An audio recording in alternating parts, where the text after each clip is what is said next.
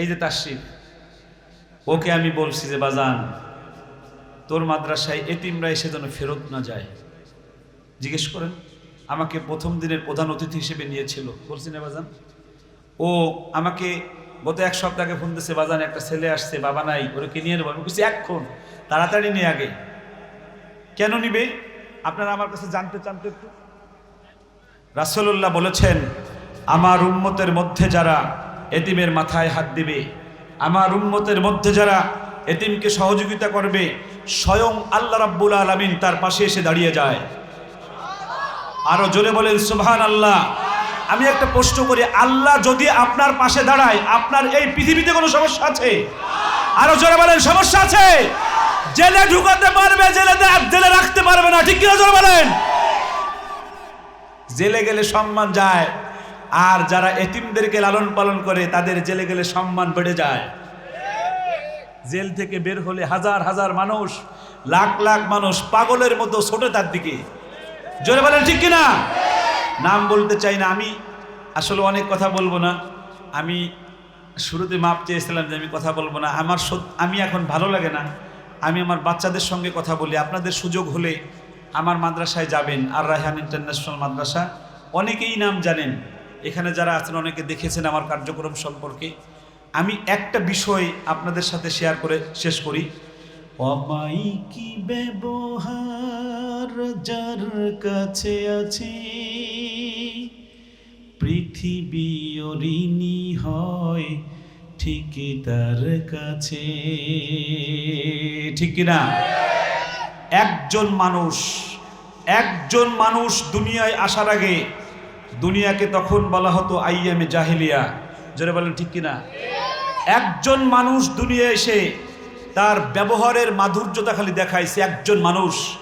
সাথে সাথে ওই দুনিয়াকে পাল্টাইয়া মানুষ বলেছে স্বর্ণযুগ। জোরে বলেন, চিৎকার মেরে বলেন সুবহানাল্লাহ। ওই যুগটা হলো হযরত মুহাম্মদুর রাসূলুল্লাহ। উনি দুনিয়ায় আসার আগে একজন মা হেঁটে যাচ্ছে, একজন গর্ভবতী মা হেঁটে যাচ্ছে, কয়েকজন যুবক বসা রাস্তার মধ্যে। একজন যুবক বলতেছে তার পেটে ছেলে, আর একজন বলে মেয়ে। এটা নিয়ে এই কয়েকজনই গ্যাঞ্জাম লাগছে। এত বর্বর মানুষ ছিল ওই সময়। এই গর্ভবতী মাকে পেট ফেড়ে তারপরে দেখছে পুরুষ ছেলে না মেয়ে। জয় বলেন নাউজুবিল্লাহ। এই সময় আমার নবীর এখানে আবির্ভাব ঘটে।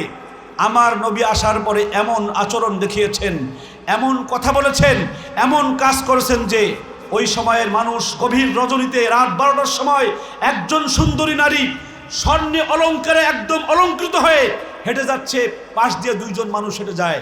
তারা বলছে, মা কোথায় যাবেন? চিৎকার মেরে বলেন না সুবহানাল্লাহ। মহিলা চিন্তা করলো, আর আমার কোনো ভয় নাই। বললো, আমি হাজরে মাউত যাবো। বললো, আপনাকে আমি পৌঁছে দিয়ে আসবো ওইখানে, আপনি সামনে হাঁটেন। সামনে হাঁটছে, পিছে পিছে হেঁটে যখন দিয়ে চলে আসে তখন বলতেছে, আমি একটা জিনিস খেয়াল করলাম, এত দূর পর্যন্ত আপনারা আমার সঙ্গে আসলেন, আমি একজন সুন্দরী অপরূপ একজন যুবতী, আমার দিকে একবার তাকালেন না, আপনারা কারা বলে যান? তখন ওই যুবক বলল, আমরা নবীর সাহাবী। জোরে বলেন সুবহানাল্লাহ। আরো জোরে বলেন সুবহানাল্লাহ। এটাকে বলা হয় স্বর্ণযুগ। একজন মানুষ, এই একজন মানুষ তৈরি হয় এই কওমি মাদ্রাসায়, যার ব্যবহারে আল্লামা শফি রহিমাহুল্লাহ, ওনার একটা বয়ান আমি শুনেছি, আপনারাও শুনেছেন। উনি হেলিকপ্টার দিয়ে এসেছিলেন। উনি বলছিলেন এই সোনারগাঁয়ে, উনি বলছিলেন যে তোদেরকে ছেড়ে আমার যেতে মনে চায় না, কিন্তু তারপরও ডাক এসে গেছে, আমার চলে যেতে হবে। জোরে বলেন সুবহানাল্লাহ। একজন মানুষের ব্যবহার কেমন হয়, রাসূলুল্লাহর একজন প্রকৃত প্রেমিকের ব্যবহার কেমন হয়, ওনার চেহারাটা যাদের ভেসে উঠছেন আপনাদের অন্তরে, জোরে বলেন ভেসে উঠছেন আপনাদের অন্তরে, ওনার চেহারা দেখলে সগীরা গুনাহ মাফ হয়ে যেত। জোরে বলেন ঠিক কিনা?